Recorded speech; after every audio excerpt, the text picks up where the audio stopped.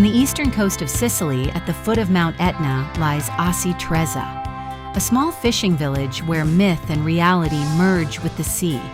From above, Aci Trezza reveals a coastline shaped by volcanic forces, where dark rocks emerge from the water in dramatic forms.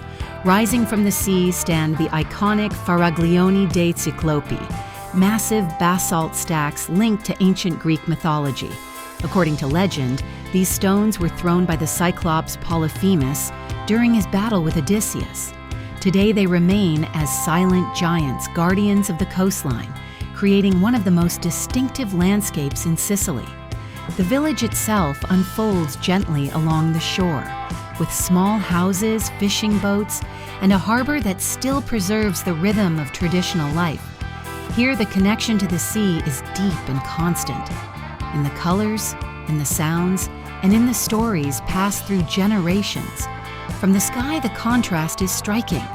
The deep blue of the Ionian Sea, the black volcanic rock, and the soft tones of the village. Aci Trezza, where myth rises from the water and the sea tells stories older than time.